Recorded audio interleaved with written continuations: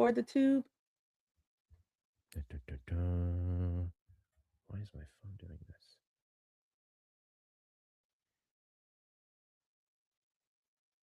Phone is acting the fuck up. All right, y'all. This man is wilded out. This man T is wilded out. Like, does he even know Oh, what he's doing? yes. Does he know what he wants? Phone is We're on the acting the tube. fuck up. I don't know if he knows what he wants. Okay. All right. Yay. Awesome. Y'all, this man is wilded out. Oh wait, that's This me man because T I is was wilded out. Like, does he even know oh, what he's doing? I know what's happening. All right, sorry. got it. But yay, we are on the tube. So awesome, fantastic, wonderful. Oh my god, we're back. Hi tubers. Welcome back, welcome back, welcome back. Boom, boom, boom. Hey guys, happy Wednesday. Thank you all so very much for being here for the 16th episode of the Fun and Fact Show, your weekly news update with a twist. All right. I am Not the Sweet Erica Sean. 16. It's the 16th one. I know. I said not Sweet 16. I was making sure. Oh. So we're gonna call it. You're Nice. welcome.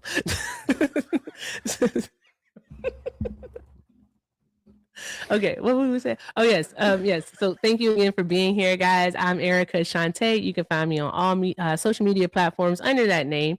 All right. So let's make sure we're doing all the good things today while Hector and I get into this. And I forgot what I was gonna say. My bad. We sort of kind of had dress rehearsal today, but here I go again. I need to talk to my therapist. with that being, with that being said, bruh.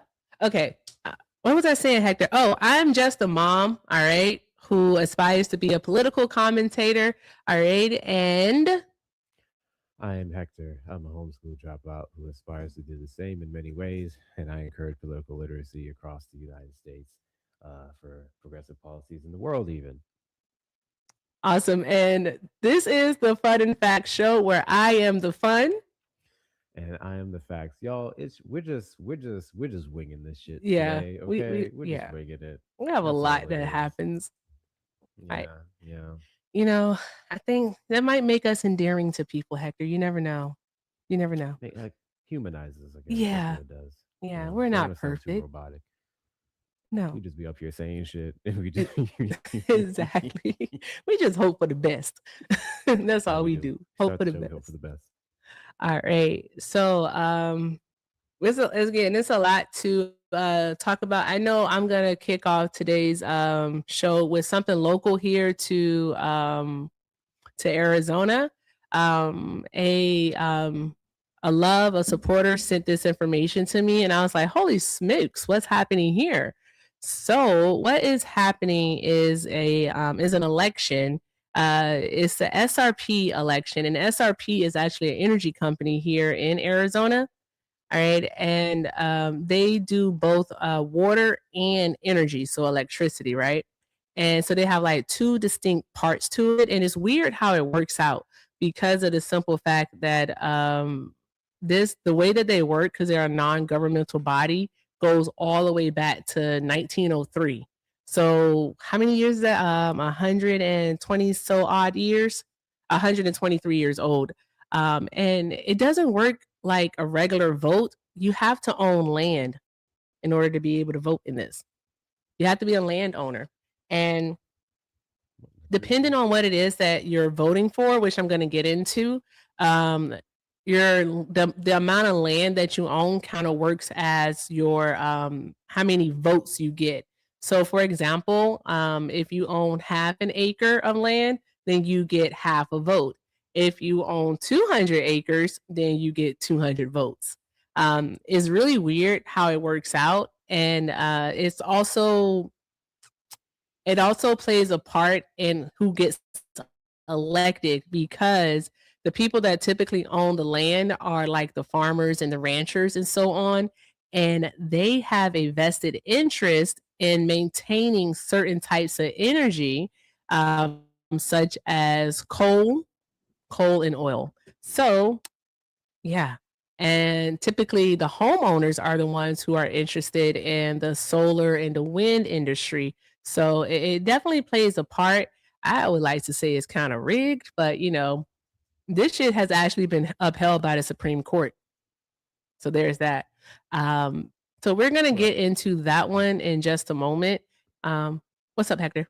Your local Supreme Court, like No, the the Supreme Supreme Court, Supreme.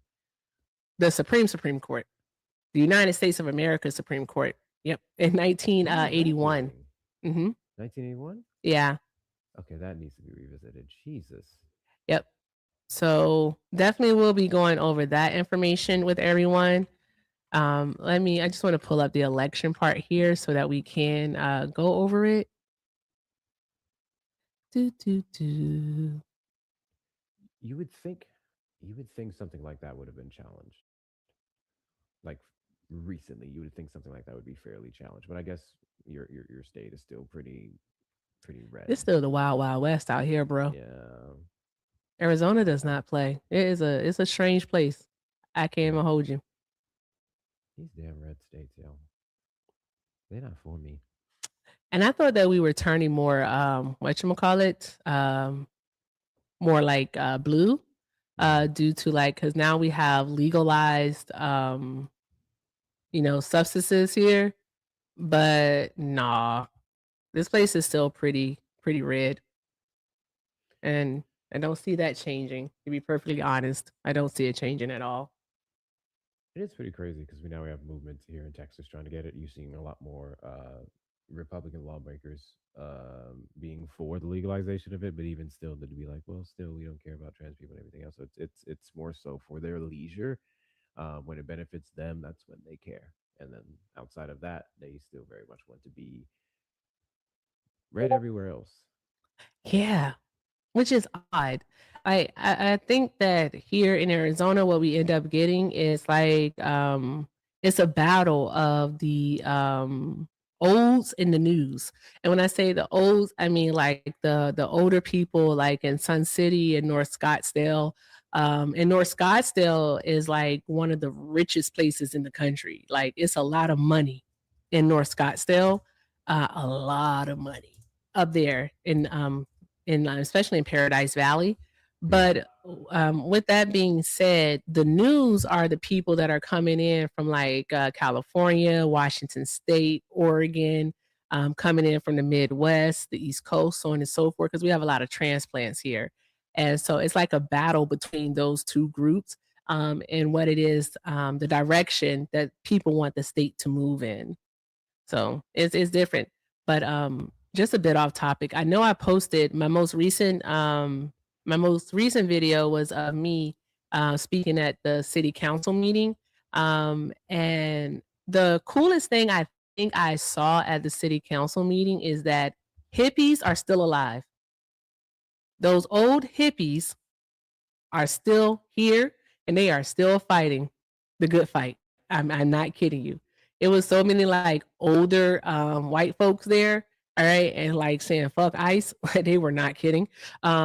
They were there about their business and they're still there. They're protesting. They're doing all of the things. So the old hippie is still alive and well. So there's that part. That's a good thing. That is what I am talking about. I should be double out now. Yeah, you're good now. Found the setting. Okay. Okay, awesome. Okay, so let's see here. Okay, so can we get some shout outs to Erica for doing the things in the streets at the meetings? Yeah, I know you be pissing them people. I want to do. You be pissing them off when you go up there. I want to do more. I used to work for the city, right? I used to work for the city. And the fun thing about it all is that the looks of recognition that I get, like I know you, I remember you. And that's the fun part. That's truly the fun part. And because I remember the first time that I did it, our city manager used to be my director, right? And when she saw me, the look on her face was like, oh. And I could tell she was like, what are you doing? Why are you here? What's happening? So on and so forth. And it felt good. It felt good. It really did. I think just being able to use your voice and say something, I just want to do more. I just want to do more. I think a lot of us can when the opportunity reveals itself. But I also think not a lot of people know exactly where to start. That's me. Uh, there's been a bunch of people going, well, yeah, how do we push back against the administration? Because no, voting in midterm elections is not it. In which case, there's a wonderful resource for that. Give me a moment to find it because I believe Amanda Informed actually just made a great video on it, and it's just a place where you can go to Oh, please do that will share direct before we you go into this. via your. I gotta find it. It's literally came on top of my head, and I don't even know where it is. But that is something I can get back to you whenever I find it, or I'll just post it in the Discord, share it to yours, Okay. because there are uh, directives. I think that's right. There's basically places you can go to, and they're going to help connect you with everyone, where it's not just you having to pick at this community, this group, and all this stuff. So I think that is a big thing that a lot of creators should do versus just saying, "Hey, midterms and this and that." It's also giving them resources to help connect them with the people in front of them in their communities where you'll mostly be impacted by these policies. So Yeah. I'll get back to you guys on that. Yeah. And it's just it's a lot, bro. That's all I got to say. It's just a lot. Um, there's always something. Oh, Hector, we didn't do our thing. Do you think we're gonna get any breaking news during the live today? I think we are. Okay, I think I so don't too. think it'll be as frequent. I think we kind of know what's already current. I Yeah, don't think it's going to be anything too crazy. we'll have to see what happens here because it's always something. All right, so let's get into this SRP election that we have going on here. All right, so again, here's the thing. This election is very important. It's happening April 7th of 2026, so just in a month here. It'll be happening a little less than a month, I should say. And SRP again is a energy company, and it also does water. The main thing about this is that it's not just a utility company; it is like a quasi governmental entity, and what happens is that it's its own legislator. And so what that means is that they get to set their rates. They also get to set how and what kind of energy they use. So what it is that they can do. So the thing is that the association part of SRP handles the water, which is like our canals and our dams. All right. And if anyone knows anything about Arizona, Arizona has been experiencing a drought for over a decade now. All right. We ain't got no water, y'all. We get the majority of our water comes from the Colorado River, and we know that those levels are decreasing by the year. We need more rain, is what it is. And again, it just does not rain. The district part of it, which is what most people know about, is the power part, the electricity. Um, what happens is that when these two, the association and the district come together, what happens is they are basically in control of our state's most precious resources, water and energy. Okay. And what ends up happening is that because they're not controlled, as I mentioned, they're not a government agency. So the Arizona Corporation Commission has no say so in what it is that they do. Unlike APS, if you know APS, you know APS. APS is the main power company, and they're ruled by the state. They're governed by the state. All right. So here's the dealio. Okay. Why does SRP run on the acreage rule? The reason why they run on the acreage rule is simply because of the shareholder system that I was telling you about earlier.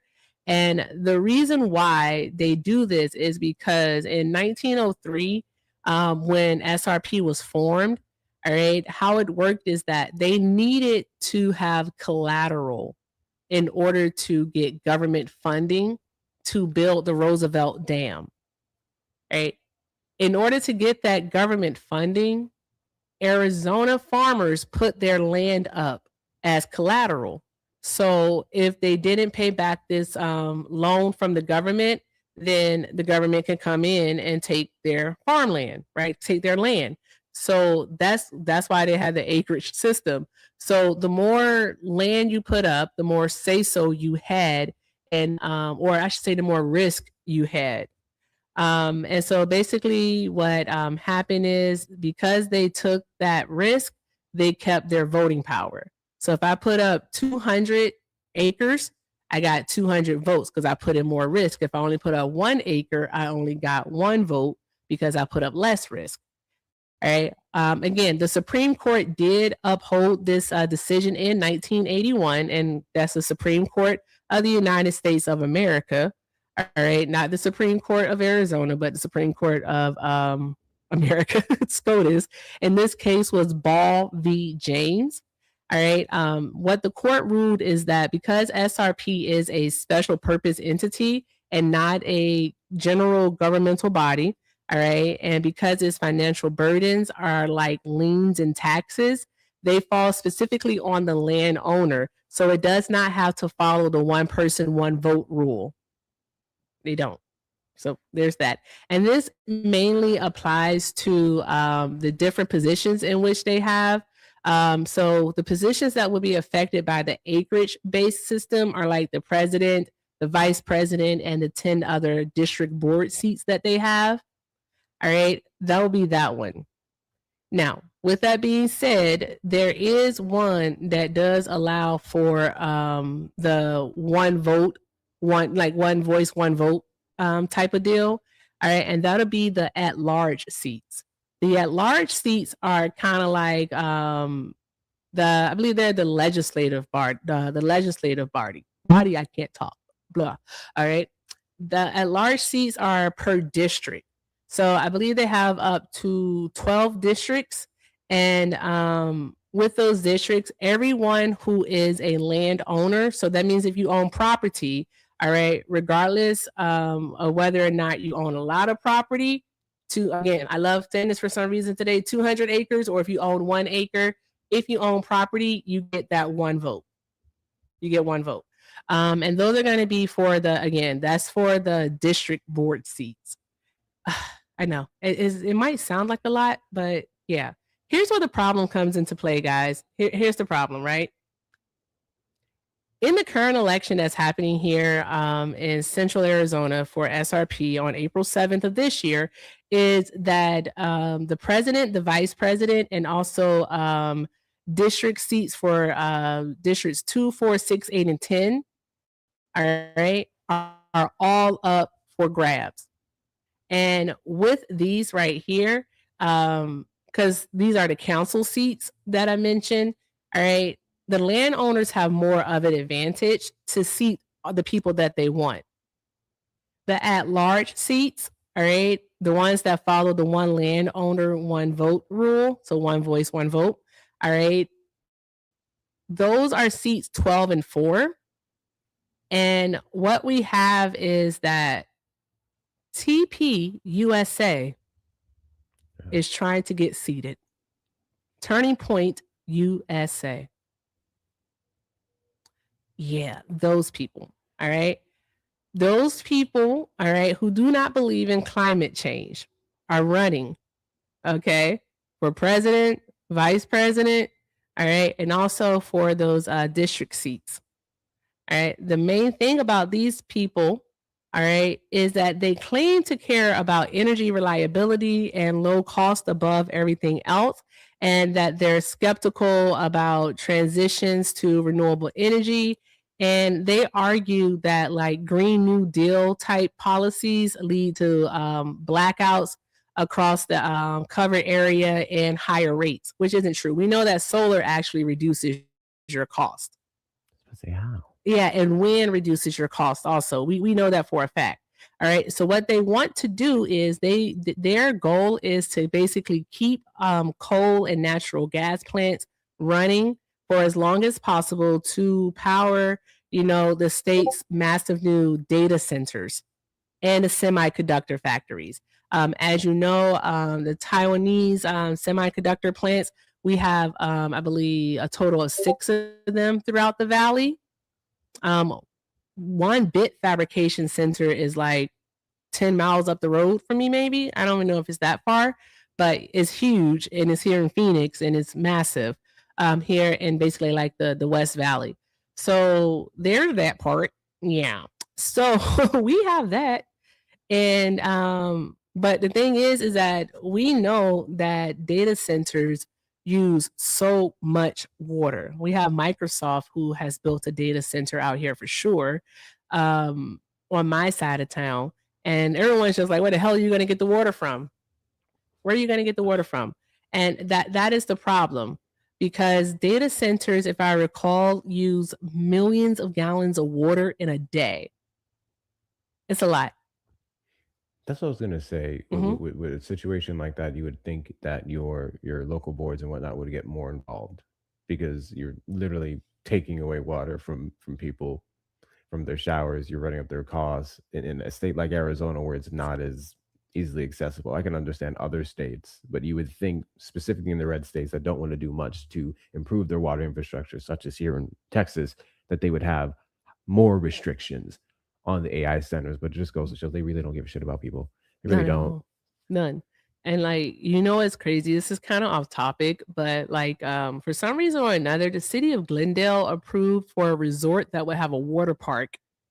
What is it called? It's right by Card Stadium, and people are just like, "Where the hell are you gonna get the water from?" A whole ass water park in the middle of the desert. I'm finna start taking 5 minute showers. Bruh. Yep. So 5-minute showers? No, I need my 30 minutes. That's what I Okay. say, at least 25. But, for data centers, they typically, depending on the size, especially for like cooling and during hot weather, they could use more. But on average, they use 300,000, between 300,000 to 5 million gallons of water a day, depending on the size. Now, here's the thing. All right. If they use more water during hot weather, this is Arizona. Arizona is hot, especially here in the desert. In the middle of the desert, because that's what central Arizona is. Okay, we're in the fucking desert, Mojave, shout out. We are what the fuck is it? Man, we can see up to like 120-degree weather here, like for 2 weeks straight. Our energy costs are going to increase here by a lot with these data centers. Everything is going to be more expensive because it's not just us who's going to see an increase like on a residential basis, but businesses are also going to see an increase. So they have to increase their prices. So it's like, it's just really, really, really, really just an awful cycle here. I should say an awful domino effect is what it is. Right? Like, I ain't even gonna hold you. If they did this like in northern Arizona, like in Flagstaff or maybe Prescott or something like that, where it doesn't get as hot, then I could be like, okay, I get it. But smack dab in the desert, why? Just why? It doesn't make any sense. It's too hot for that. So, but yeah, it's and basically like the amount of water that they use on a daily basis is the equivalent of like a town of 10,000 to 50,000 people. Again, depending on the size. Yeah, it's a lot. An interesting report. What just happened? There's a prosecutor, ex-DOJ prosecutor, who's now running for Congress, Oh, and let they're running me go against over that Ilhan one. Omar. Oh, So, let me go over that one. yeah. And so Phoenix, right? If we look at like the Phoenix, Mesa, Scottsdale area, which they call Metro Phoenix, and that like includes where I live, that includes like Glendale, Tempe, like all of those places, because that's the metro area, right? We have upwards of like 5.1 million people in the Central Valley, so in the Valley of the Sun. So, and we already don't have enough water. We already have like restrictions. Some cities will have restrictions on like when you can wash your car, so on and so forth. But to get back to this Really? election, yeah, like on how much water you can use, like whether or not you can water your rocks, Hmm. because our landscaping is like rocks. It's hilarious, but you will see people watering their rocks. It's the weirdest thing. Yeah, and also when you can do laundry. Yep, that is true too. When you can do laundry. It's a lot. It's a lot. We don't got no water, man. We don't have no water, okay? That's the problem. But we have candidates like Christopher J. Dobson and also Kelly Cooper from Turning Point USA who are running, all right, in the special election here. I haven't even gone over the craziest part of this yet, right? And I'm going to get to it. But then the next part of it is that we do have candidates who do believe in renewable energy, who do believe that Arizona should be more conservative when it comes to its energy policies. And when we say conservative, actually, I shouldn't say, I'll say progressive, just not to confuse anyone, but should be more progressive when it comes to its energy policies using like wind and solar energy, which have proven to be effective. Like they truly do believe that climate change is an existential threat to Arizona's water and power supplies. And I believe the same thing. The main thing is that they do advocate for a rapid shift to 100% carbon-free energy. All right. And the main thing that the clean energy team wants to do, and this is being headed by people like Sandra Kennedy and Casey Clowes, is that they want to phase out fossil fuels immediately. And they argue that clean energy is, in fact, cheaper in the long run and necessary to the state's survival. So while clean energy, the renewable stuff, like clean energy, costs more to install, right?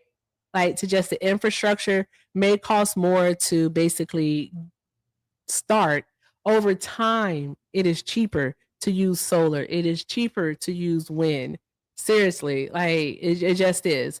So I think people should consider that and stop looking at the upfront cost and think about how this is going to preserve our water, how this is going to like preserve our electricity over the next 10, 20, 30, 50, 100 years.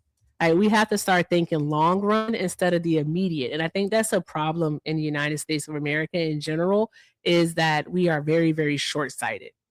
We only can see what's like directly ahead of us. We can't think like long term. Think big, bitch, think big.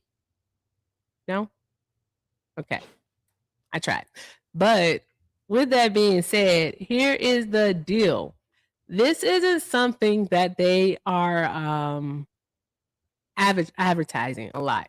You have to know about this, and you're not just going to get a mail-in ballot for it or anything like that. You have to request it. You have to request it. Another thing is, in order to actually participate in this, you have to have been a landowner prior to December of 2025. So if you just purchased a home and you're in an SRP district here in Arizona, you don't get to participate.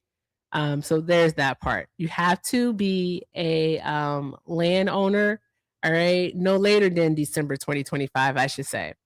I do want to make a video going over this in a more cogent and cohesive manner, but we'll see what happens. We'll see. I really do want to, but I did want to talk about this. And the main thing here is keeping the Turning Point USA people out of this. And the main reason why is because Arizona needs to move forward with its energy policies. We do not, our state is not going to sustain if we continue using coal and natural gas. It just isn't. I know that farmers prefer that. Maybe they can make some type of special provision for farmers. But when it comes to like everyone, because the majority isn't farmland, the majority is residential. All right. We need different options. And we need different options that are going to be for the benefit, not just of us in the current, but also in the future for our children, for our grandchildren, so on and so forth. So I think that's most important. So if you do have the ability to vote in this election, by all means, exercise your duty, your civic duty, and do your research and vote accordingly. All right. And here's what you do need to know. This video is 3 minutes, so I'm not going to play it. All right. But you do want to make sure, all right, you can visit srpnet.com and you can go to their about section and you can look at the elections portion. and it'll tell you. So here we have it here. These are the people who are running, right? And we want to make sure, no, him bad. Christopher Dobson, no. Just don't do it. Okay, don't do it. All right. And then, like, guys, you have this right here too. It'll show you who's running. If you click on your district, you can also find out what district it is that you should be voting in. And the only districts that are up for grabs again are the odd numbers. Not odd, I'm sorry, the even numbers. Good grief. Even numbers. So just be aware of that and take a look at your candidates, please. That's all I got for that one, Hector. That's a lot. But now you know why it's based off of land. I still think that is something that the Democrats running in your state should bring to the average voter's attention, especially with the likes of Turning Point now trying to get their hands on that and control their prices, how energy is distributed in the future. I think this is the kind of stuff that I would like to see more blue candidates put on the ballot to bring to people's attention. Be like, hey, this is ancient. Why are we still doing this in 2026? Specifically here in Texas, and I just did a double check here per a comptroller, we are killing it in the wind turbine industry. Like Awesome. about 30% of the energy here, which is roughly, let's see, 7 million homes. I'm looking at, let's see, 40,556 megawatts of wind energy. And this was only in 2022. We increased 500% since 2009. So we're doing all this stuff to bring down the cost, despite the fact that our infrastructure is still weak and whatnot. And then this is still the state that spearheads anti-green energy. This is still the state that goes against, went against things like the Green New Deal for all the criticisms you have of that, so on and so forth. So energy is really important. So it's kind of like we're on one hand, we're going, hey, we're embracing this, but we're not going all the way, basically just for cost. And it's ridiculous. Clean energy is the future. We need to stop playing with it. Really? My story here, the first one I have off the bat, is going back into something we actually talked about a few episodes ago. We bring up regularly in our spaces, and that's in regards to a new allegation coming out via whistleblower that another Doge member took Social Security data that he got from the contract Doge had a couple of months into the Trump administration last year and took it to a new job. So, yeah, they're investigating those allegations, but we have yet another report of people who went in there for nefarious reasons under the guise of getting rid of waste, fraud, and abuse. And instead, they were wasting. Oop, that's the wrong thing. Didn't mean to click on that. Let me lock that. Instead, they are the waste, quite literally fraudulent and abusing the national security of millions of freaking Americans. Let me put that story up for you guys. And this is what happens when you have some of the most incompetent damn people running in our government. That part. People who can't even, you know what? Let me not say that. I'm not going to get canceled today. So, the Social Security Inspector General's office is investigating allegations that the former Doge engineer took sensitive data on the thumb drive in a major potential security breach, said people familiar with the process.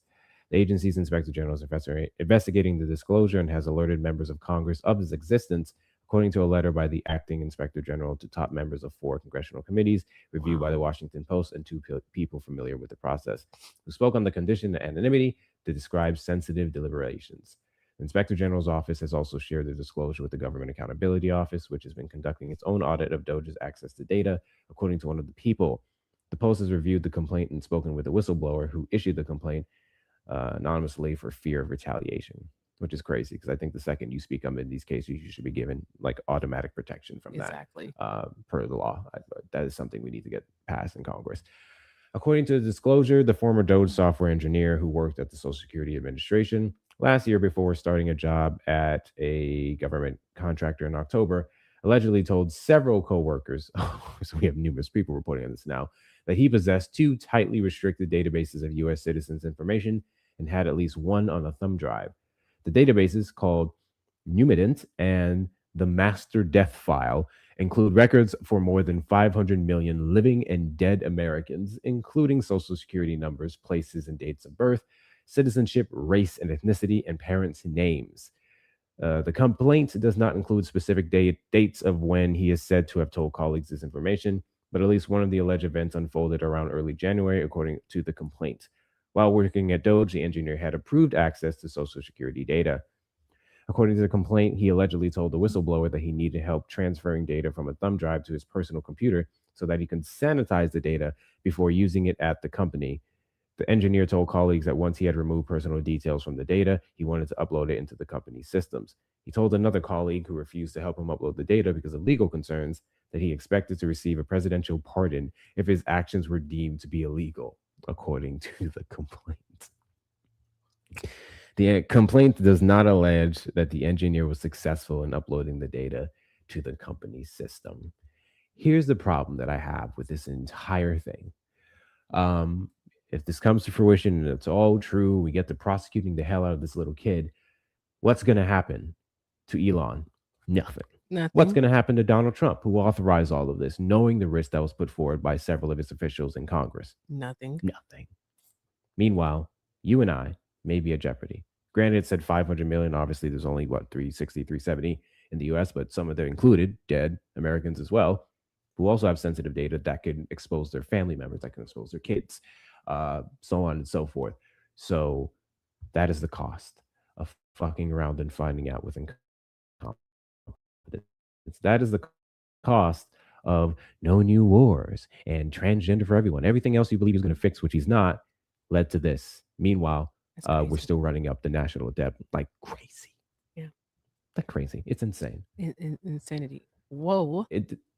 Did you see the video of the Doge and the former Doge employee who was tasked with canceling the DEIA contracts, and he couldn't explain DEIA at all?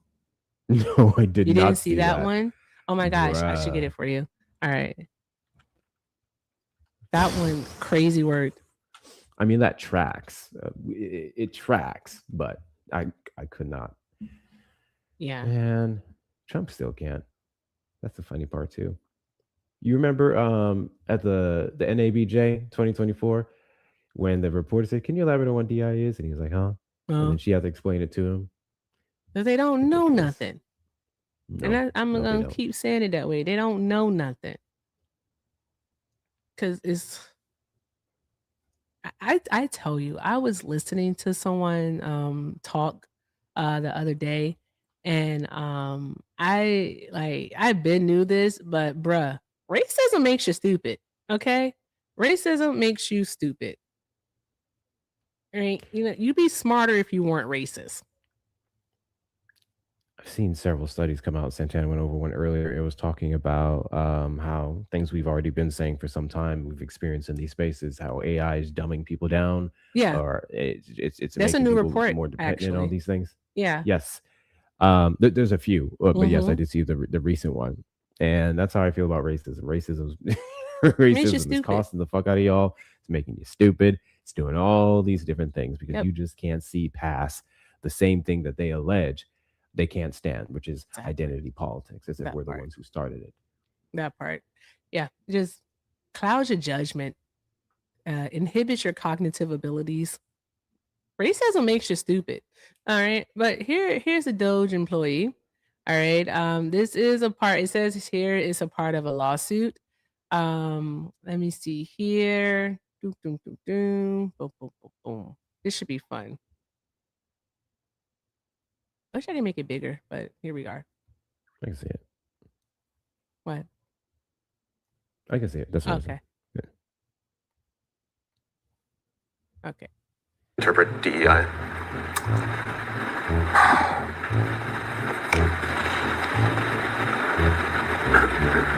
There was the EO explicitly laid out the details. I don't remember it off the top of my head. It's okay. I'm asking for your understanding of it. Yeah, my understanding was exactly what was written in the EO. So can you?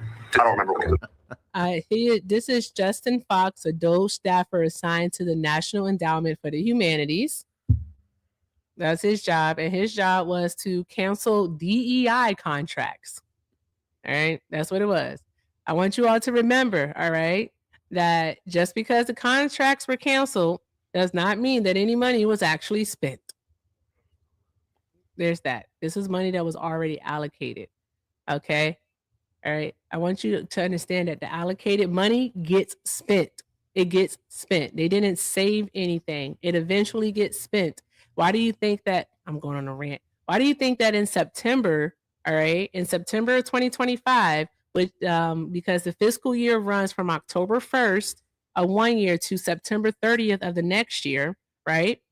Why do you think in September, Pete Hegseth had to spend $93 billion on erroneous nonsense?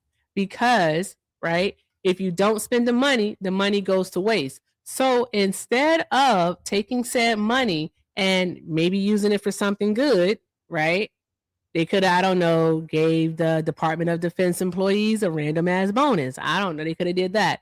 Or I'm going to talk to my government contract guy, but I want to know, could they have taken that money and putting it towards a different program or something to dwell out?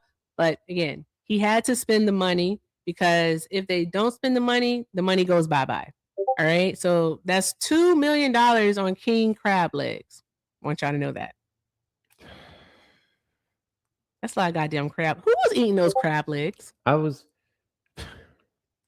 just gonna say, first off, who all got crab legs? I want to know. What was it? Was it literally an equivalent of 2 million worth of crab legs for some special party or something? Or you just go into a place that crab legs start at like $37K? I'm very confused. Who is eating? As to how the hell we spent that much on some goddamn crab legs. Yeah, that's what I want to know too. But back to Justin poorly explaining DEI.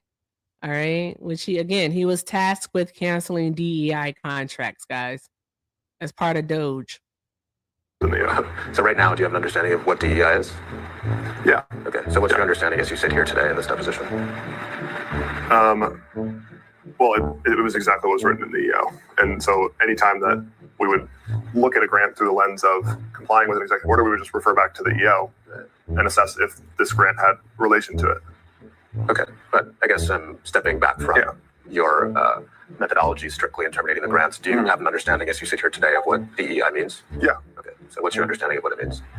Well, it is exactly what was written in the EO. Okay, so why is a documentary about Holocaust survivors DEI? Objection. It's the gender-based story that's inherently discriminatory to focus on this specific group. It's inherently discriminatory to focus on what specific group? The gender-based, so females during the Holocaust. And you believe that that's inherently discriminatory? I'm just saying that's what it's focused on. Sure. But then this is related to DEI. Right. But you just used the term inherently discriminatory. What did you mean by that? It's focusing on DEI principles, gender being one of them. So a documentary that's about women would be DEI. Objection. Is that fair to say? No. Okay. So tell me why what I just said isn't DEI, but what you just said is DEI. Objection. It's a specifically focused on Jewish cultures and amplifying the marginalized voices of the females in that culture. It's inherently related to DEI for those reasons. How do you interpret DEI? Him stupid. And this is a person that was responsible, all right, for fucking like the National Endowment of the Humanities, like for the humanities. This is the person that was responsible for going through their contracts and, you know, getting like canceling the contracts based off of DEI.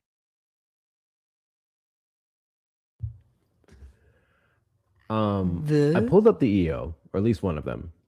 We're not going to read the whole thing, obviously, but I just want to go over what they would be looking for based off the EO, because he kept falling back on DEI, which he couldn't interpret, explain and at then all the EO.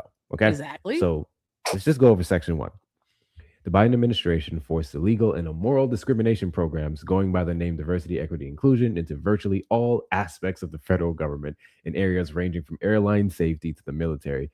This was a concerted effort stemming from President Biden's first day in office when he issued Executive Order 13985, advancing racial equity and support for underdeserved community to the federal government.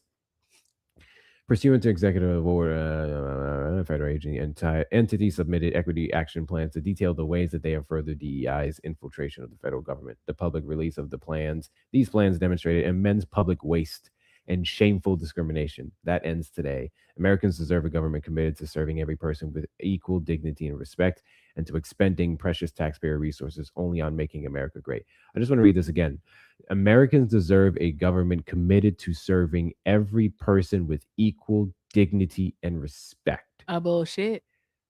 This would quite literally be the purpose of DEI. And this is the problem when you make DEI mean nigga, then you make people like that guy cancel programs that were important. Exactly. Programs that someone who's supposed to be pro-Jewish, Donald Trump, pro-Israel, I should say, should be supporting. That Unless part. it's the women, I guess. But here's the thing, Anyway. right? Here's the thing. I need everyone to buckle up so that you can understand what happened here. This person, all right, and not knowing, being ignorant on what DEI is, all right, was using Chat GPT to determine whether or not something fell under DEI. Bruh. All right, fell under a DEI policy. The thing is that Chat GPT, all right, is biased. It's going to give you the answer in which you are looking for, is what it's going to do. All right. So if you mention any type of marginalized community within your prompt, then it's going to say to you, yes, this is DEI. It's going to say that. So if you mention women, if you mention the disabled community, if you mention the queer community, if you mention disabled veterans, all right, if you mention Black people, it's going to say that it is DEI. All right. If you don't believe me, go try it, because a grant for a museum in North Carolina, all right, $349,000 to replace its failing HVAC system. They had their grant canceled, all right, because ChatGPT decided that diverse audiences may view its collections. That's DEI. Just because a diverse group of people would come to the museum and see their collections, all right, an almost $400,000 grant was canceled. That doesn't make any sense whatsoever, but here we are. Also, there's more. Okay. In addition to that, the Jewish women's slave labor documentary that was mentioned in the video that we watched. All right. Doge also got rid of a archival project on the lives of Italian Americans. They got rid of a project to digitize photographs of Appalachian residents, and multiple projects to preserve endangered Native American, so indigenous peoples' languages and cultures, were also scrapped. How is that DEI? Also, let this be a lesson to Italian people and also to Jewish people. They do not see you as white. I just want to let you know that. I had to put that out there. They don't see you as white. They don't. They just accept you because they believe in numbers. All right. They believe they're greater in numbers. And that's why they've allowed you into the fold. Outside of that, they do not see you as white. Okay. They don't see you as Anglo. I need people to understand that. Okay. Anywho, back to what we were talking about. Additionally, guys, a project between the University of Nebraska and also Oregon, all right, was scrapped. Because give me a moment, Hector. I'm so sorry. I'm going to read this verbatim just so that we could understand this, right? A joint effort by the University of Oregon and the University of Nebraska-Lincoln to help digitize newspapers was similarly canceled because digital newspapers are more accessible and therefore ChatGPT determined more inclusive.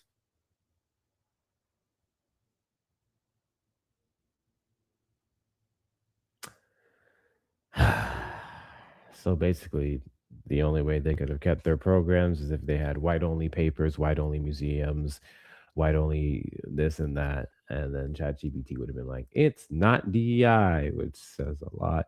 I hate it here so goddamn much. Oh my God, And there's this- more video. There's more video. You know what bothers me about We're gonna maggots? play this shit. Go ahead. There's supposed to be, or at least they were, one of the biggest critics of government, the biggest it's the word I'm looking for. not They don't like critics, big government. skeptics Yeah. of the government. They were Mhm. just like, we don't trust them. They did. There's corruption, blah They blah were blah. super And I would agree with them in so many cases. And then all of a sudden, all that went out the window. To which we believe that this administration of all is doing these things correctly. Exactly. Chat GPT searches, Chat GPT cancellations on your grants. Imagine being a business owner and then having your grant cut because you're in let's say Houston, Texas. And Houston, Texas is one of the most diverse cities in the country. So then Chat GPT went, nah, we don't like that. No. Which is funny because boom, Chat GPT is racist. Congratulations. Do you agree with I'm gonna have to play this part. Guys, there's more from Justin here. There's more from Justin.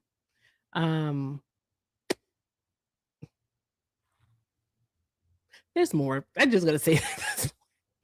Hector, I'm so sorry, but this shit this can't be real. When you hear this, bro, you're gonna be like, what?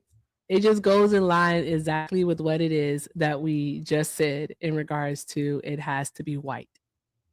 In order for it to be right, There's more.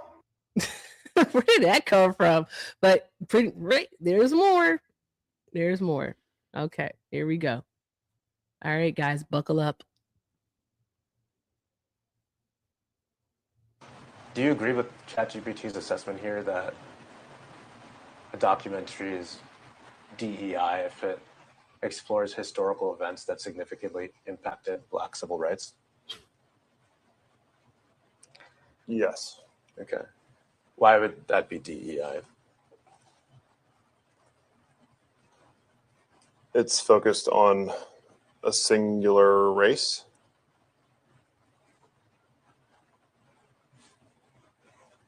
It is not for the benefit. It is not for the benefit of humankind. It is focused on a specific group of, or a specific race. Here being Black. Why would learning about anti-Black violence not be to the benefit of humankind? Objection. That's not what I'm saying. Okay, then what are you saying? I'm saying it relates to diversity, equity, and inclusion. You said it's not to the benefit of humankind, right? Is that what I said? Yeah. Could you read back the witness's response about benefits to humankind?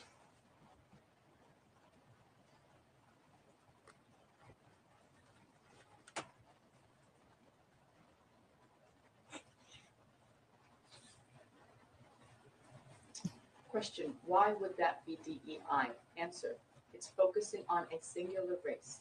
It is not for the benefit of humankind. It is focused on a specific group or a specific race, here being Black.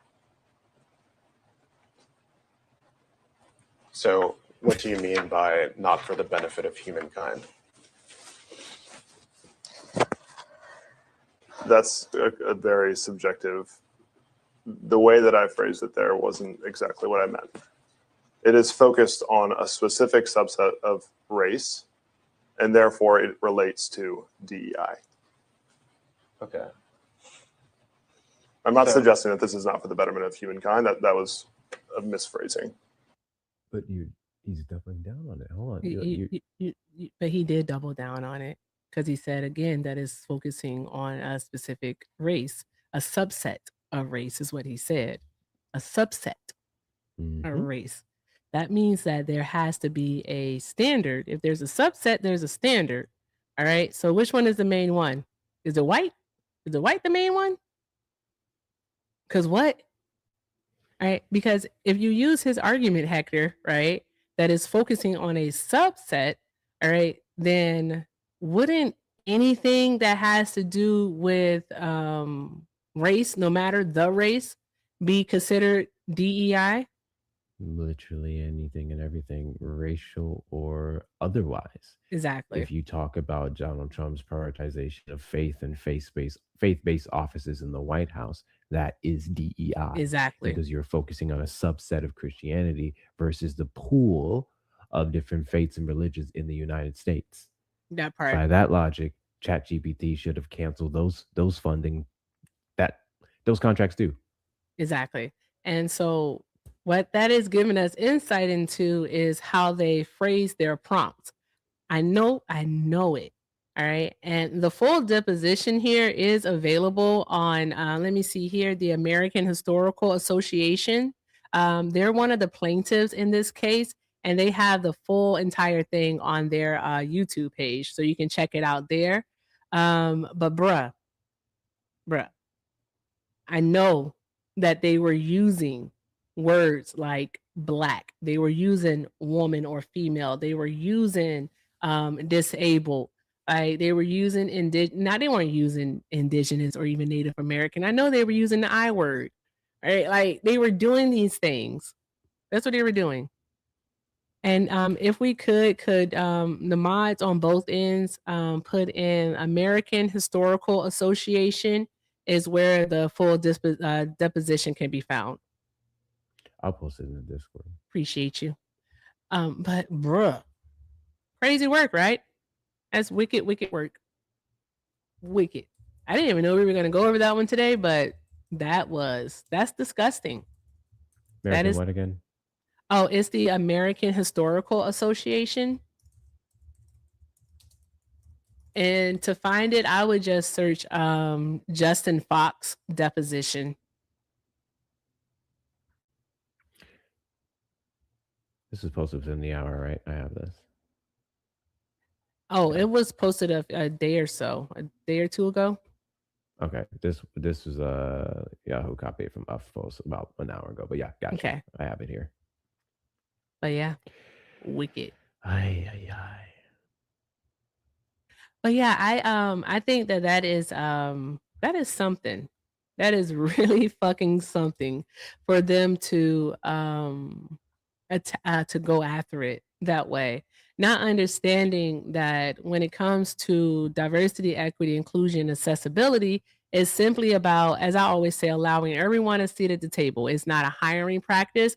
Like the only thing that DEIA has in regards to hiring is that it makes sure that the recruiters get the posting out to as many sites as possible. All right. So instead of just using, let's say, Indeed, they're going to use ZipRecruiter, Flex, LinkedIn. They're going to use so many different platforms to ensure that more eyes are on the position. That's it. All right. In order to get the job, because I always feel like a broken record, to get the job, you still have to have the skill and the merit to do so. All right. So your resume has to be up to par. And then you get your interview.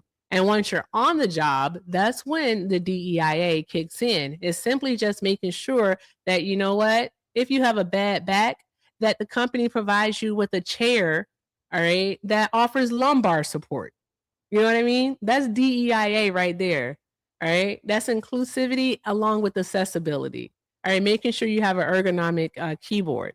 All right. Making sure that there's a mother's room on site for nursing mothers to go to so that they can pump. All right. Including different voices when it comes to deciding, let's say, I don't know, the company potluck. Something as simple as that. Something as simple as that. So it's really that simple. I don't fucking understand it, Hector. I don't understand what people don't get.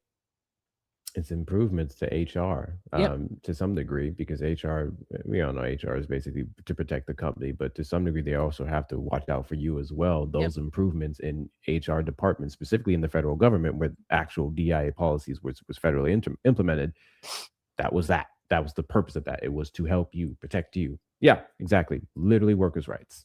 Yep. Literally workers' rights. Yep. You guys are complaining about you having more rights, which tracks. Because they think, and this is the funny part, because they think it's hurting us, Yes. Negroes, chocolate drops. That's Yeah. all. That's all what it is. They have no idea how it impacts them. Otherwise, we'd see a different tone, or better yet, in some cases, we'd see the same tone if they knew it hurt us more. Yep. And That's- that's why I always I always ask the question whenever we have to have that conversation. I always ask them. So, quick question: can white men be disabled? Can white men be veterans? Can white men be gay? And the answer is always yes. Okay, then they're being helped also by DEIA policies that companies implement. It's not just is I don't know how the hell did they convince them that DEI is simply for black people. All you gotta do is just the simplest form of research of just saying what is DEIA or what is DEI would then tell you who benefits from it the most. They do not understand anything. Also, affirmative action, a simple search on affirmative action, which is always conflated with, would show you that it's not just for black people. And it actually, it never was just for black people, because in the United States of America, you can't do that. It has always been for marginalized communities, specifically women.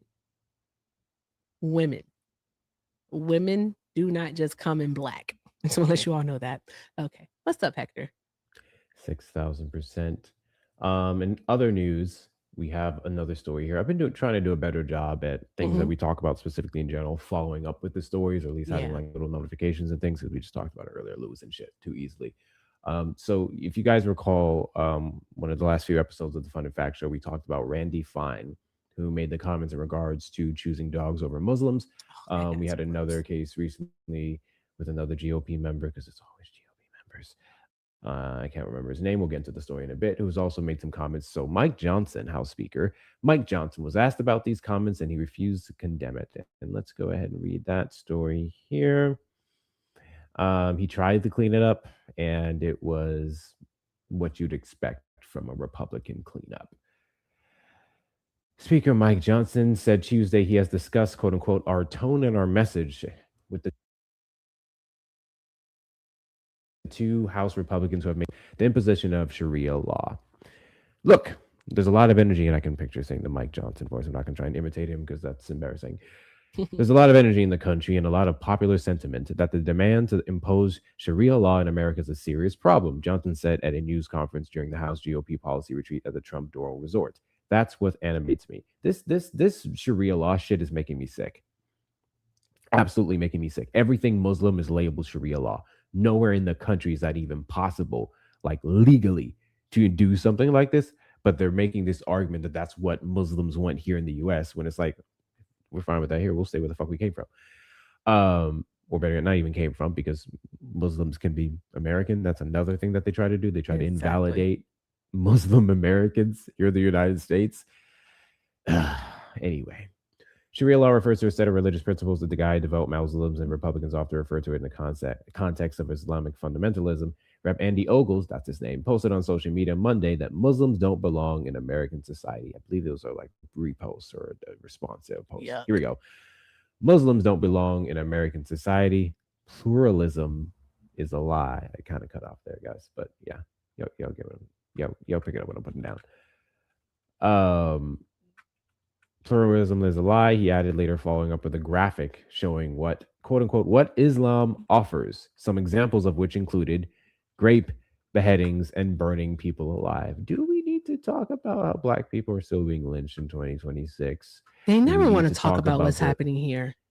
Yeah. Do we want to talk about the 2 little black girls that were found in a suitcase in Cleveland, Ohio Jesus recently? Christ. Oh, yeah. Meant to go over that story a little bit earlier. So, what is this? We're always trying to demonize other people, other groups, other faiths for their worst, I guess, sins, as if that is reflective of the entire populace, and then we don't want to talk about that here, Nope. specifically towards marginalized communities. Rep. Randy Fine wrote on a post on X last month that if they force us to choose, the choice between dogs and Muslims is not a difficult one. Yes, we went over that. Neither Ogles nor Fine differentiated between the Muslim faith and Sharia law. They never will because they don't care, which has been targeted by some Republican state legislators. In U.S. courts, state and federal law supersede religious rules. Johnson has been under pressure to condemn the rhetoric, particularly from Ogles, but the Louisiana Republican suggested Tuesday that only that he regretted the choice of words, not the sentiment. Mike Johnson.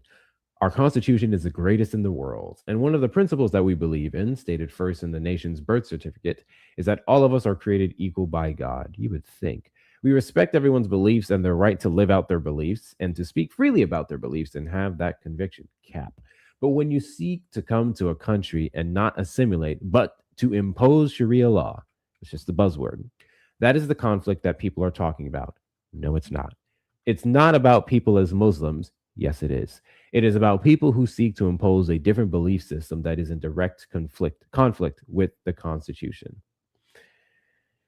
People who refuse, the number 3 Republican leader, House Majority Whip Tom Emmer also sidestepped the question about Ogles Muslims don't belong posts. Quote, people who refuse to assimilate and follow radical ideology that seeks to commit violence and terrorist acts have no business being in this country. This word assimilation has been going around heavily lately. And I'm just curious, if we don't have laws in the land that all these individuals would be following, what is this argument about assimilation? And then what are we assimilating to? Because we're assimilating to whiteness. That's the argument. You want everyone to speak English. You want people to dress a certain way. You want people to worship a certain God or in a certain way, because that's the funny part. They all worship the same damn God. It's ridiculous. It's absolutely ridiculous. And then the funny thing about this here is, on top of using buzzwords like Sharia law, just to act as if that's what every single Muslim stands for, in many cases, they can't define it. Yeah. When Zohran Mamdani ran for the seat he did, the mayor of New York City, New York, what did they call him? What did they say about him? Yeah, Sharia law was mentioned, but it was mostly about the fact that he was Muslim. Yeah. So it's all this cop out about Sharia law and it being this horrible thing, which, I mean, yeah, sure. It's a cop out. It's to hide their Islamophobia. It's to hide their xenophobia. That's all it is about. It's to hide their racism. That's pretty much it. But I think that they actually would like Sharia law if they went over it, especially some of the things that they actually believe. So I think that's something important also. I think I heard like one of our mutuals speak about this before, and it was very interesting to me. So I think that actually I want to find some of the similarities between like Sharia and also how we basically practice law over here in the United States of America and Western society. So yeah, there's that. As far as I'm concerned, it's just a different form of Christian nationalism. Yes, pretty much. Yes. So yeah. I do want to go over the Iran thing, but I want to find the Sharia thing before we move on. Do you have anything else in regards to this one? That story specifically, no. Republicans are Islamophobic, and it goes into xenophobia, it goes into the racism. Don't drink the Kool-Aid. That's what I got. Also, let me do this.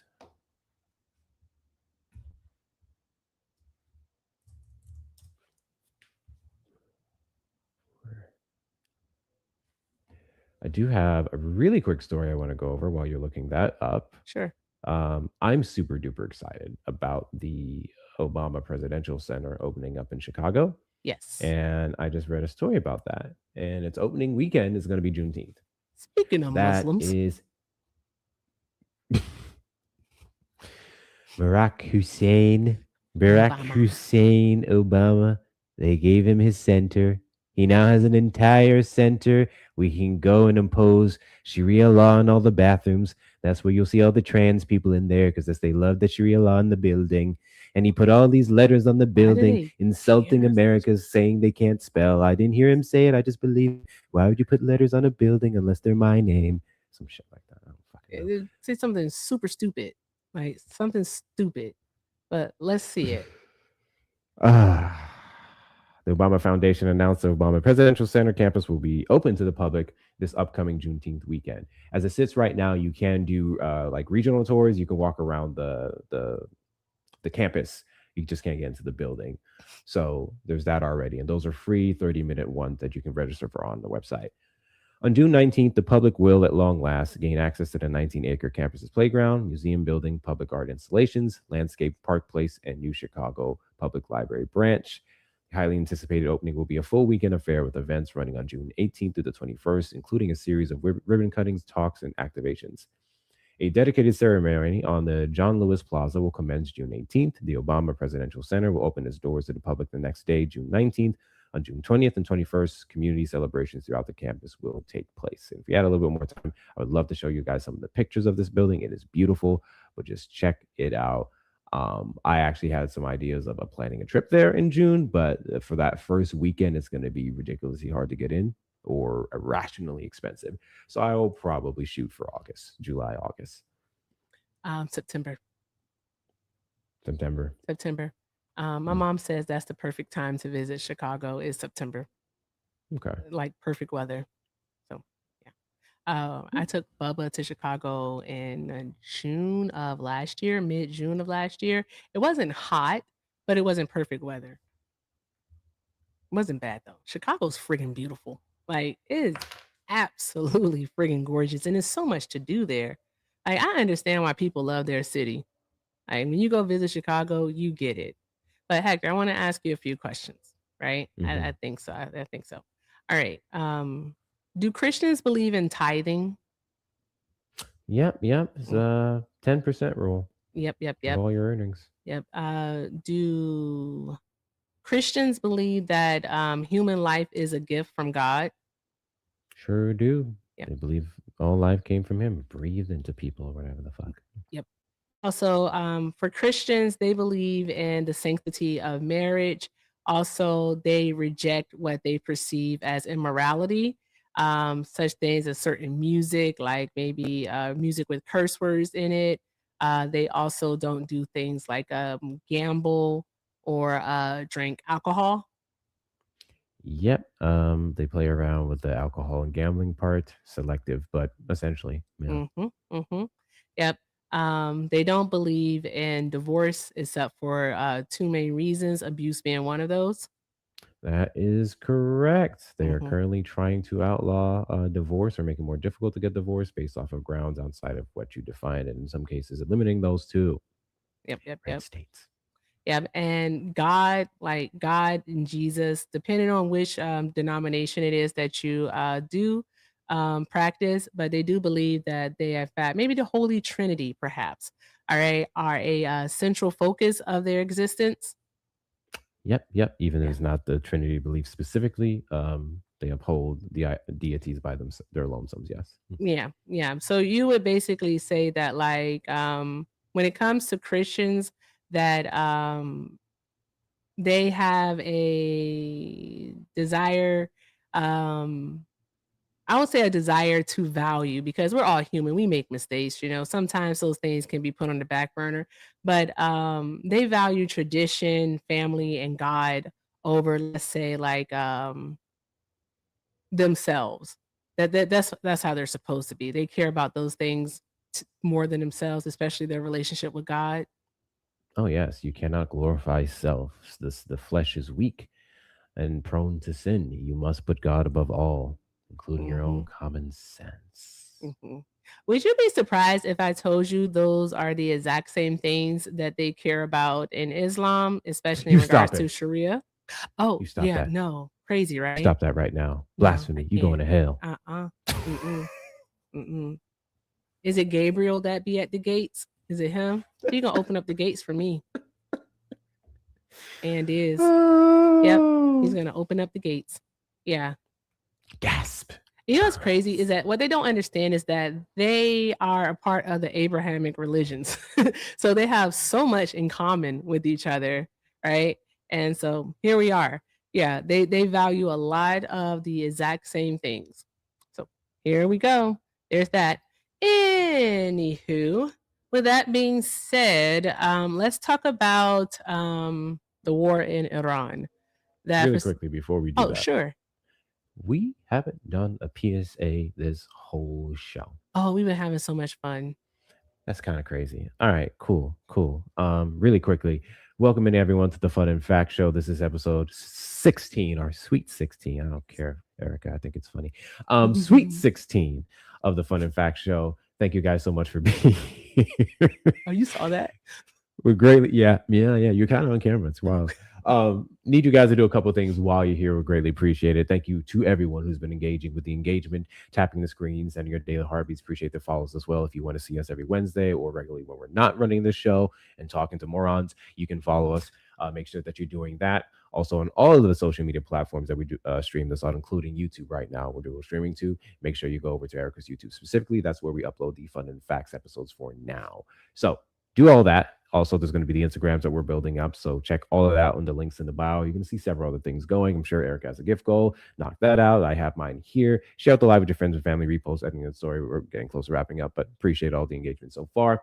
And then finally, of course, if you're loving the information, if you're loving all the things that we've gone over, some of the breaking news that pops up last minute, which again, surprisingly, today has been really quiet in that department. The best ways to support that in every single week that we do this show are going to be the links in the bio. Erica's going to have the Zelle, the Venmo, the PayPal, I don't know, Pigeon. There's all the ways you can go ahead and support her there. And of course, I have the same as well, including Cash App. So if you really love what we're doing here, and if you'd like to support that fashion, you may do so. And then we will thank individuals who do donate near the end of the stream. Awesome. Thank you, Hector.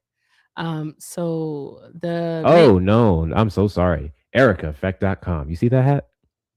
Oh, did you see your Yeah. hat though? Yeah. This hat too. You can Kamala check would all never. that out on our shop. She has a domain. I'm working on mine. EricaEffect.com. Check it out. All right.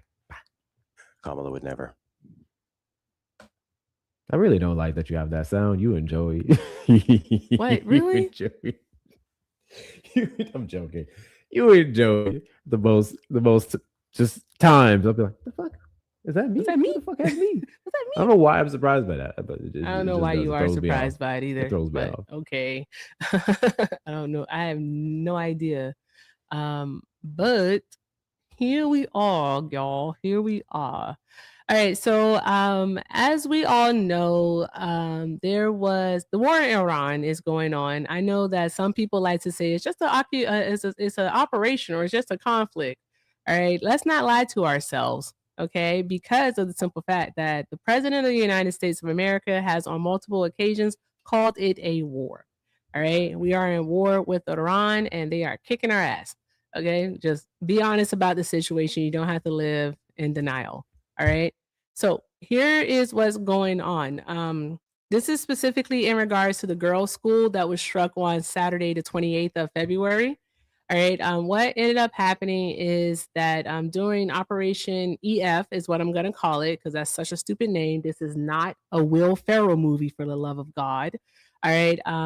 A missile struck the Shajara Taiba Girls Elementary School in Manab, Iran.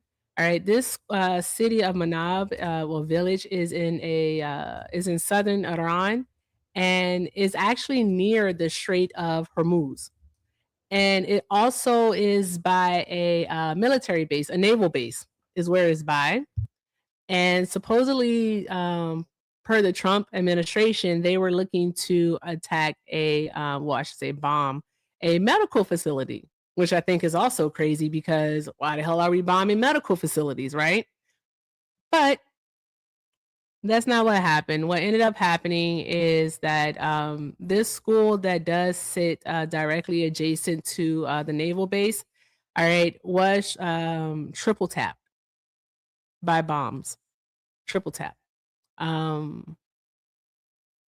Most recent reports from Iran say that 175 people little girls between the ages of 7 to 12 years old, along with their teachers and aides and so on and so forth, have died.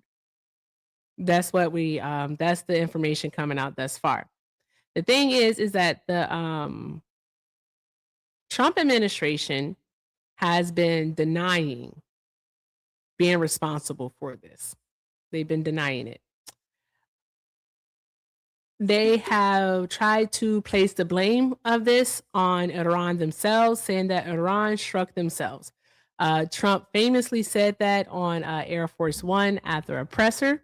All right. And I do want to play that video for us here. This is tough. This is going to be a tough one to talk about. It's just absolutely, it's heartbreaking, devastating. I'm trying. I am trying. Because, my God.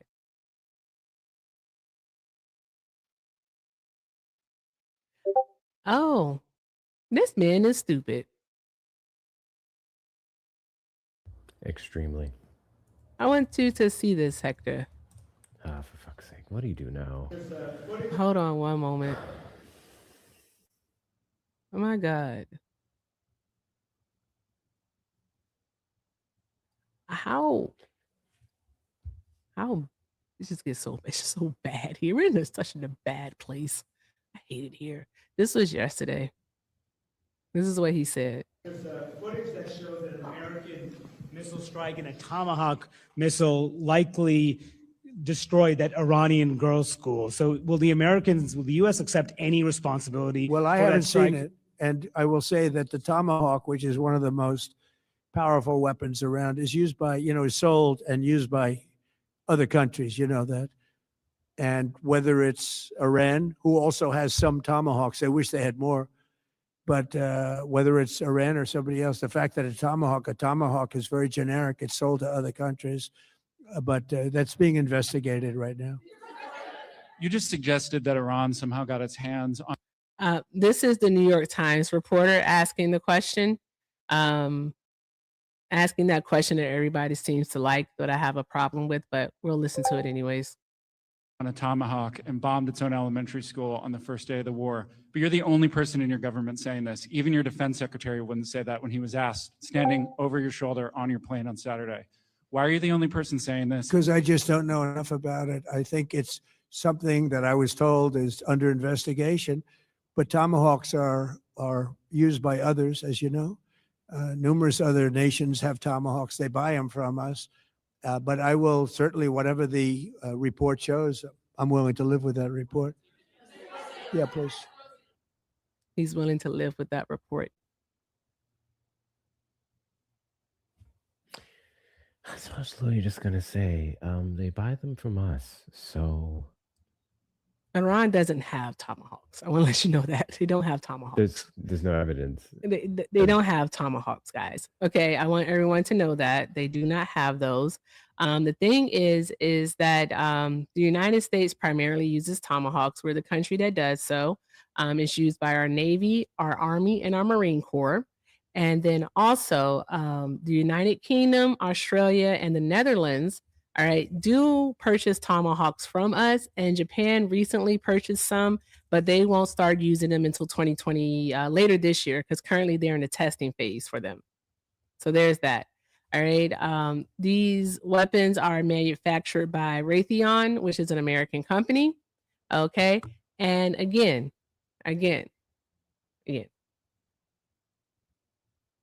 This strike happened February 28th, y'all.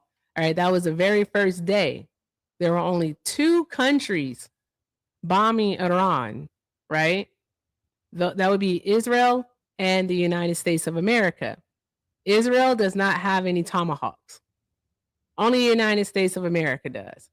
So, deductive reasoning can lead us to conclude that it was the U.S. who was firing Tomahawk missiles.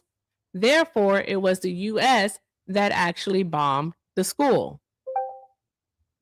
The problem with this is that per the New York Times report that came out today, all right, and this is based off of a preliminary investigation, all right, the US is at fault for this.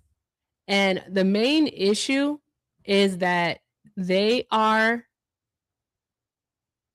possible that the US has outdated intelligence. That is the problem here. Outdated intelligence. And I hope I can make this part bigger for you so that you all can, in fact, see it. Let me see, make sure. Okay. Let me make it just a little bit smaller. There we go. Okay, guys. So here's the issue. All right. What you see on your screen is Manab Iran in 2013. It's going to go back to it. It's just a slide. But the thing is that this building right here, all right, that you see, because I can't pause this is the school. All right. This is the school. There's nothing around it. It sits on a base. There's no wall. There's nothing around this school. But as of 2016, you can see that a wall had been built. All right. And also play areas had been built by 2018. Right. The walls on this school were painted pink and blue. Pink and blue. And they built a 16-foot wall in front of this school to separate it, in a sense, from the naval base. All right. For anyone taking satellite imagery of this, all right, can get the sense that this is no longer, if ever, a military facility. The issue at hand here is that the data would be between 8 to 12 years old. Not 12, 8 to 13 years old. 8 to 13 years old. But what we have to consider, and I was talking to Hector about this earlier, is the fact that if the intelligence data that they were using to strike this facility, right, to strike this school, all right, is in fact, let's say 8 to 10 years old, that means that the United States of America purposely targeted an area that they weren't sure about. And there's no excuse for that. Because again, in 2018, they had play areas on this. 2016, they had built a wall. And in 2016, also, the walls on this school had been painted pink and blue to designate it as an area for children. We have to understand that. Worst part of this, not the worst part, another part of this, it's pretty bad, is that if we're going all the way back to 13 years of intelligence, right? Outdated intelligence, I should say. That shows that there's a lack, there's a lapse, all right, in information. And we have to figure out, why doesn't the US have the capability of having up-to-date information? Another part of this is that we know that they've been using open source AI, that they've been using Sam Altman's programming, all right, to help them decide on targets. And then that says a lot about the AI systems that are being used, because you cannot rely on AI, because as Hector would say, AI is only as smart as the person that's using it. So there's that part. Got you. So that's what we have here. That's what we have. If they allow AI to determine where to strike.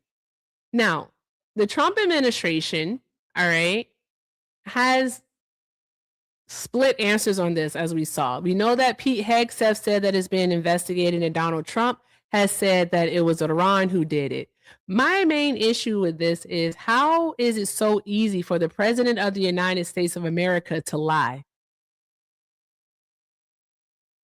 Why was it so easy for him to just say that Iran is responsible for this strike, versus saying, you know what, right now we're investigating what's happening. It's tragic what happened. I hope the families find comfort He could have positioned it as our goal is to liberate the people of Iran.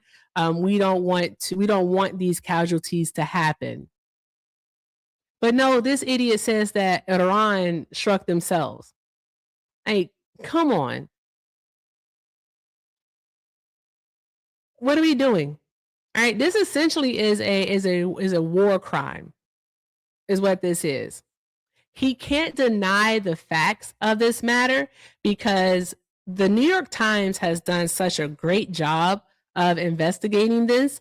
Like the picture that you see in front of you, all right, is a picture that the government has passed out. All right. And this is the government of Iran, by the way, the Islamic State. All right. And what it is a photograph showing the weapon remnants, all right, being displayed on a table near the ruins of the girls' school. All right. Here are the remnants. This is the school. They were tapped 3 times. These are the parts.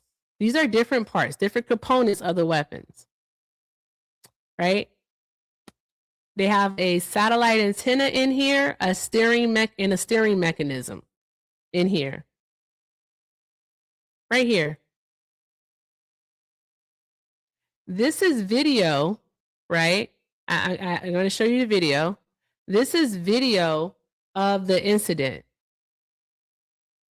This is the naval base. And it's going to replay.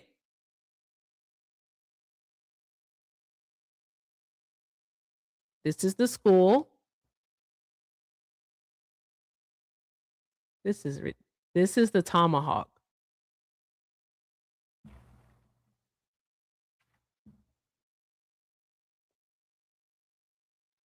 Yep, it was struck. They triple tapped the school. Yes.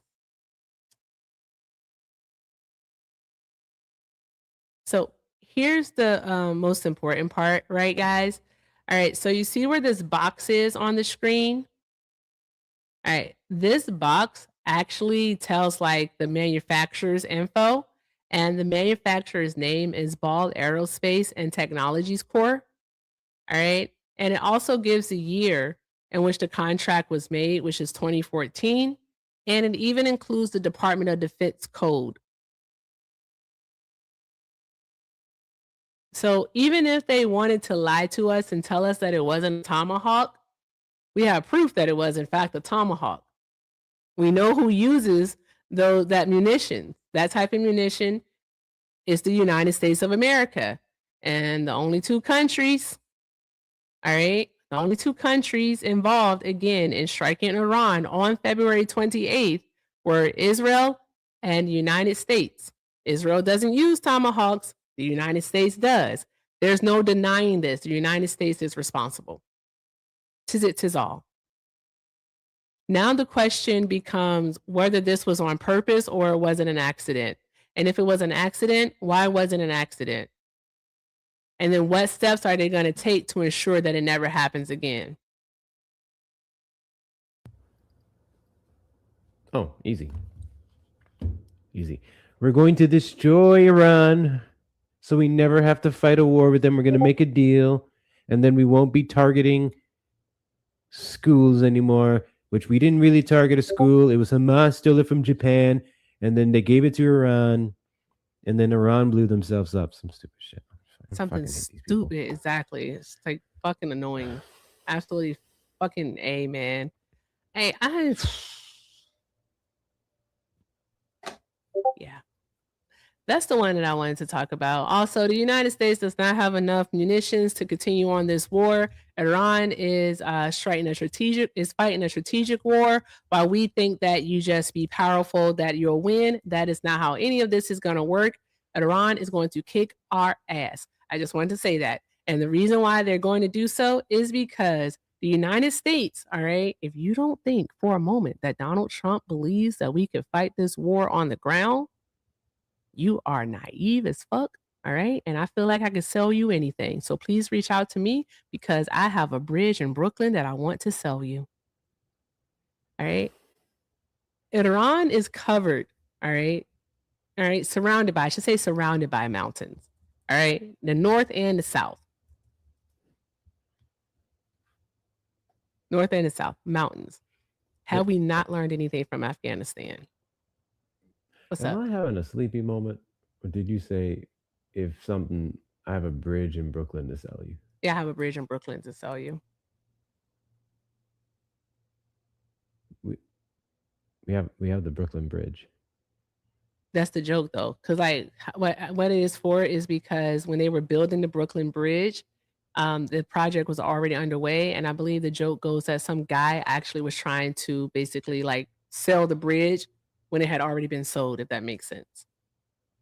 Oh, I gotta Google it. It's something. I heard See- it on the History Channel once before. see, I'm used to there's the one that they have a like a field of flowers in Antarctica, or they'll say I have a igloo in Arizona, like shit like that just sounds rationally impossible. That's what I'm used to. So it's like bridge in Brooklyn. I drove over the Brooklyn Bridge when I lived there. I'm tired. Check Discord. Beachfront property in that one's super common. The beachfront, oceanfront. That's what I'm used to. I was very confused. I get it. Yeah, I get it. Now it just took me a minute. Took me a minute. Took me a mat. Oh my fuck. You having fun? I'm done talking. I feel it. I feel it. Yeah. All right. All right. Yeah. I hate it here every day. Me too. Y'all, I also started working out today. I went to the gym in the morning and shit. Operation Thick with 3 C's is undergo. I'm sore. I'm very fucking sore. And You not for the sore reasons I'd today like and to you be. worked out today? You're not supposed to be sore the day one, of. I have a shoulder injury here. Oh, okay. So there's that. Is that the I have only to thing walk that's sore around. though? My back. A No, bit. that's not good. Yeah. No, okay. So sorry. All right. I know everyone thinks that I'm a know-it-all. I'm not a know-it-all. It's just I've done some things. I used to like exercise a lot before the bubs. But like you're not supposed to hurt day of. Your injury being a little sore makes sense, but if you hurt the day of exercising, that means you did something wrong. You typically feel whatever section that you worked on the day after. So if you feel it day of, then somebody's form isn't correct and you need to talk to Joey. Yeah. Went down lighter near the end, but I already had a thing with my back, so I don't think I Okay. was necessarily positioned right for some of the lifts we did, and I got stuff for that. So Okay. See, my former personal trainer is here on my side. And, she said, give it 2 days is what she said, because she's a personal trainer certified. So there's that. Mm. So, but yeah, just saying, like, if it hurts the same day, Hector, we got problems. Anywho, take a nap. Take a break. I can't take a nap. Mhm. Got stuff to do. I Any want to say I'm case. proud of myself. I'm holding Hector hostage now. I'm proud of myself, Hector, because you know what I didn't do today? I What? did not take a nap. Prior to the live, I did not take a nap. That is very unusual. Yeah, I legit, after I dropped the bubs off at school, okay, I saw that, so let's get started. Anywho, I just feel proud of me because I feel like an adult. That's crazy. Guys, what a fun fucking episode. I'm surprised we didn't get any breaking news. Look at God. Maybe it's too early in the day, Hector. I just feel like I guess all of the news would be in regards to Iran. I don't even think a lot of the networks are focusing on other things. That's fair. So like I got nothing. No pushes, no even Yeah. if I go to my app and I refresh it. I got nothing either. All I know is that one thing, guys, that is actually happening is that the world, the countries, many different countries are actually tapping into their oil reserves. The United States is not, as far as I know, because Donald Trump actually thinks that we're winning because he's a fucking idiot. But with that being said, Many countries are tapping into their oil reserves. This is per the AP. And I do want to read it kind of quickly if I can get to it quick enough. Okay, here we go. All right, so oil reserve release makes up for just 3 weeks of lost supply, experts say. It's saying we're basically talking about weeks and not months of supply, said Bruce Bullock, director of the McGuire Energy Institute at Southern Methodist University. Bullock said the 400 million barrels of crude oil are meant as a short-term bridge while markets wait to see how the war unfolds. If the conflict drags on or the Strait of Hormuz stays blocked, the reserves may need to be released more slowly, he said. But if the war ends soon, he added, the extra supply could trigger a sharp drop in oil prices. So give me one moment here. Did we release ours, Hector? Because he said that he wasn't going to, that they were going to lift sanctions No off reports of, on that. yeah, they were going to lift sanctions off of Russia. That's what they were considering. Okay, give me 2 seconds so you can, we have to get out of here. I can't find it. Why can't I find it?